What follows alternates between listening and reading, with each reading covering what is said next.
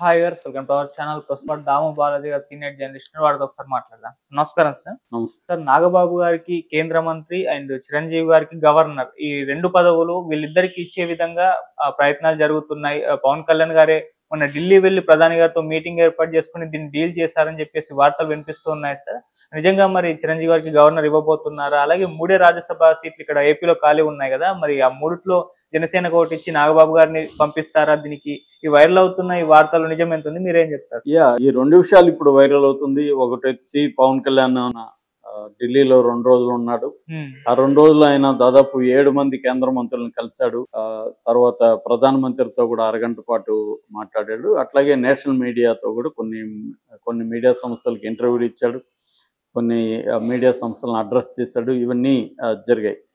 So ఆయన చాలా ఎక్కువ భాగం ఆంధ్ర రాష్ట్రానికి వివిధ శాఖల్లో, తన చూసే శాఖలు కావచ్చు, మిగతా శాఖల్లో కావచ్చు, ఫండ్స్ కోసం ప్రధానంగా ఆయన వెళ్ళినట్టుగా మనకి చెప్తున్నారు. అయితే ఆయన పర్సనల్ దీంట్లో కూడా వెళ్ళాడు. మోడీతో మాట్లాడిన దాంట్లో ప్రధానంగా ఆయన ఒకటి నాగబాబుది, ఒకటి చిరంజీవిది, ఈ 2 విషయాలు మాట్లాడాడు. ఎందుకంటే చిరంజీవి కేంద్ర మంత్రికి పనిచేశాడు, రాజ్యసభ సభ్యుడిగా ఉన్నాడు. సో ఇప్పుడు ఆయనకి గవర్నర్గా ఉండాలని కోరిక ఉంది. దాన్ని ఇప్పుడు తీర్చుకోకపోతే నెక్స్ట్ మళ్ళీ ఛాన్స్ ఉంటుందో లేదో తెలియదు. మళ్ళీ బీజేపీ కూటమి, ఎన్డీఏ కూటమి అధికారంలోకి రావచ్చు, రాకపోవచ్చు. కాబట్టి ఇప్పుడు ఉంది. కాబట్టి ఇప్పుడు ఆయన పోయేటప్పుడు నియమించేస్తే ఆయన్ని గవర్నర్గా ఉంటాడు అనేది ఒకటి ఉంది. సో అదొకటి. రెండవది నాగబాబుకి ఫస్ట్ టీటీడీ చైర్మన్ అన్నారు, అది రాలేదు. నాయుడికి వెళ్ళింది, టీవీ5 నాయుడికి. దాని తర్వాత ఏమో ఎమ్మెల్సీ అన్నారు. ఎమ్మెల్సీ ఆల్రెడీ హరిప్రసాద్కి ఇప్పించాడు, పొలిటికల్ కార్యదర్శి జనసేనలో. ఆయనకి ఎమ్మెల్సీ సీట్ వచ్చింది. సో రాజ్యసభలో ఉంటే బెటరు. ఆల్రెడీ పార్లమెంట్లో, లోక్సభలో ఈయనకి జనసేనకి 2 ఉన్నారు. ఈయన కానీ ఢిల్లీలో ఉంటే, ఢిల్లీలో లాబింగ్ చాలా ఇంపార్టెంట్ అనేది పవన్ కళ్యాణ్ ఫీల్ అవుతున్నాడు. తనకి లాయల్గా ఉండే వ్యక్తి ఢిల్లీలో ఉంటే, ఢిల్లీలో బీజేపీ వాళ్ళతో నిరంతరం టచ్లో ఉండి లాబింగ్ చాలా ఇంపార్టెంట్. లైజనింగ్ అంటారు. ఆ లైజనింగ్ వేరే వాళ్ళతో వీళ్ళు చేసుకోవడం, లాబింగ్, ఈ 2 పనులు చాలా ఇంపార్టెంట్. దానికి ఈయన్ని అంటే ఒక ముందు చూపుతో వెళ్తున్నాడు పవన్ కళ్యాణ్. నేషనల్ లెవెల్లో తన లీడర్గా ఎదగాలి, నేషనల్ లెవెల్లో కూడా ఫోకస్ అవ్వాలి, అప్పుడే ఆంధ్రప్రదేశ్లో కూడా తనకు పట్టుంటుంది అనేది ఆయనకున్న ప్లాన్. లేకపోతే నిన్నంతా కూడా ఆయన నేషనల్ మీడియాతో మాట్లాడడం ఇవన్నీ ఇంతకుముందు ఎప్పుడు మనం చూడలేదు. సో ఫస్ట్ టైము అలా వెళ్తున్నాడు. అలాగే మహారాష్ట్రకి వెళ్ళాడు. అలాగే ఆయన ఒక నేషనల్ లీడర్ లాగానే కొన్ని విషయాలు, బంగ్లాదేశ్లో హిందువుల మీద మాట్లాడాడు, అంతకుముందు పాకిస్తాన్లో హిందువుల మీద మాట్లాడాడు. ఇవన్నీ నేషనల్ ఇష్యూస్ మీద కూడా ఆయన మాట్లాడుతున్నాడు. అలాగే మహారాష్ట్రలో మాట్లాడినప్పుడు కూడా ఆయన క్లియర్గా మెచ్యూరిటీ, ఒక చేంజ్ కనబడుతుందని నేను ఆల్రెడీ కూడా చెప్పాను. ఆయన స్పీచ్లో ఊగిపోతూ ఏదేదో మాట్లాడడం కాకుండా నీట్గా మాట్లాడాడు. అంటే ఈ ఊగిపోతూ మాట్లాడడం కూడా ఆయన స్ట్రాటజీనే. ఎందుకంటే ఇక్కడ యూత్ ఎక్కువ ఉంటారు కాబట్టి యూత్ని అలాగా మాట్లాడితే వాళ్ళు కనెక్ట్ అవుతారనేది ఆయనకు సినిమాటిక్ ఉన్న అండర్స్టాండింగ్. సో అదే ఆయన మాట్లాడి సక్సెస్ అయింది. ఇప్పుడు ఆయన ఈ పద్ధతిలో మాట్లాడుతున్నాడు. సో ఇప్పుడు ఏంటంటే పవన్ కళ్యాణ్కి, జనసేన పార్టీకి నమ్మకస్తుడు ఎవరు? నాగబాబు కంటే ఇంకెవరు నమ్మకస్తుడు ఉంటారు? నాగబాబు తమ్ముడి కోసం ప్రాణమైన ఇచ్చేదానికి రెడీగా ఉన్న వ్యక్తి. రెండోది ఏంటంటే ఆయన కేవలం అన్నయ్య కాదు, పార్టీలో కూడా, జనసేనలో కూడా కీలకంగా పనిచేసిన వ్యక్తి. ఈవెన్ పవన్ కళ్యాణ్ గెలవడానికి కూడా నాగబాబు అక్కడ పిఠాపురంలో టెస్ట్ వేసి పనిచేసిన వ్యక్తి. కాబట్టి అన్ని విధాలా నాగబాబు జనసేన నుంచి అర్హుడు. ప్లాన్ ఏంటంటే ఈయన్ను మెల్లగా ఢిల్లీలో కొంత సెటిల్ చేయించి కేంద్రం రేపు పొద్దున ఏదో ఒక రకంగా కేంద్ర మంత్రివర్గంలోకి కూడా ఆయన జనసేన నుంచి ఒక కోటాలో పంపించగలిగితే మనకి సెంట్రల్లో పట్టు ఉంటుంది, ఢిల్లీలో పట్టు ఉంటుంది. అది చాలా ఇంపార్టెంట్. అక్కడ ఏంటంటే ఒకటి మీడియా మేనేజ్మెంటు, 2 బీజేపీ ప్రభుత్వంతో సంబంధాలు, 3 అక్కడ లీగల్ సిస్టమ్ కూడా అక్కడ ఎక్కువ ఉంటుంది కాబట్టి, సుప్రీంకోర్టు కాబట్టి, ఈ 3 రకాల వ్యవస్థలు. అంటే ఎవరైనా వీళ్ళందరికీ గురువు చంద్రబాబు ఏంటంటే వ్యవస్థల్ని, లాంగ్ టర్మ్ వ్యవస్థలు అన్నిట్లో తన పట్టుని ఎలా ప్లాన్ చేసుకోవాలనేది చంద్రబాబుని చూసే నేర్చుకోవాలి. సో పవన్ కళ్యాణ్ కూడా చంద్రబాబు చూసే ఆయన కూడా ఇవన్నీ ప్లాన్ చేసుకుంటున్నట్టుగా తెలుస్తుంది.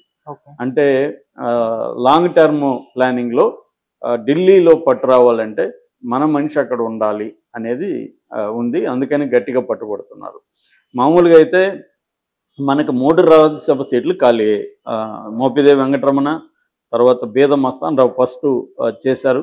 దాని తర్వాత ఆర్ కృష్ణయ్యని బీజేపీ చేయించిందని కూడా ఒక వార్త ఉంది. ఏదైనా ముగ్గురు చేశారు. ఇప్పుడు అందులో బీద మస్తాన్ రావు మాత్రం నాకు మళ్ళీ ఇవ్వండి అని అడుగుతున్నాడు.